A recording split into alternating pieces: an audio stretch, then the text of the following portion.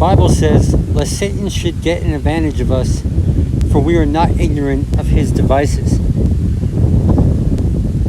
2 Corinthians 2:11. In this video, we're going to discuss the lessons that we can learn from William Butler Yeats's Leda and the Swan.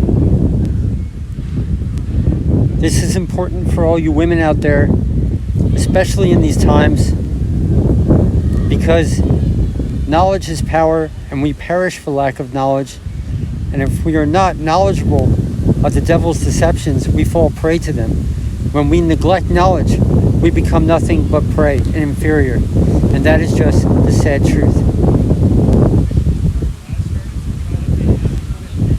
The famous poet William Butler Yeats, everybody has heard of Yeats.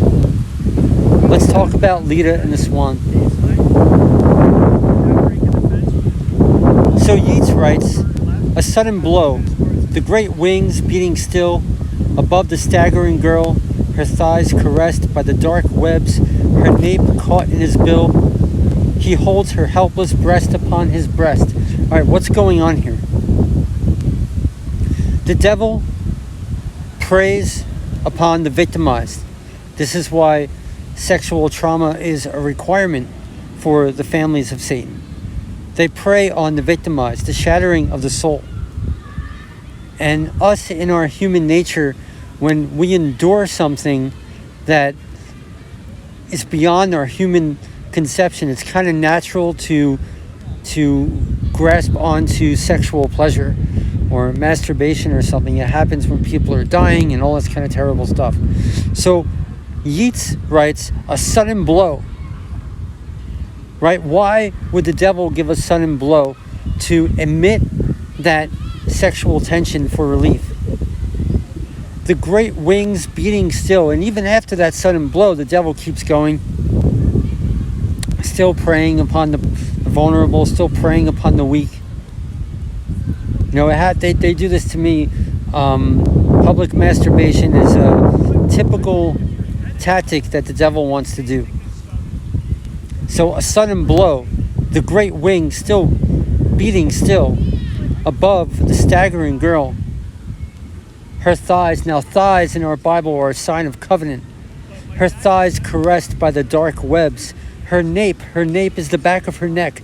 Our neck represents our physical substance. So deep down, she's probably been sexually traumatized, and the devil knows that they have these issues, these pleasures that have to be worked out within them. So the devil exploits that. Her nape caught in his bill. He holds her helpless breast upon his breast.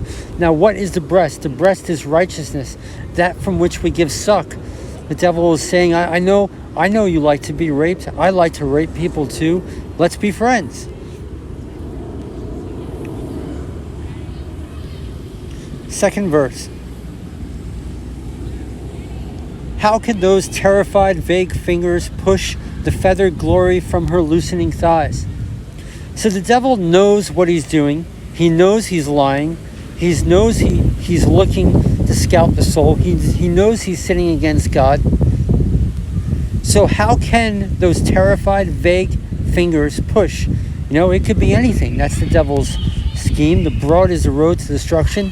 His vague fingers push the feathered glory from her loosening thighs.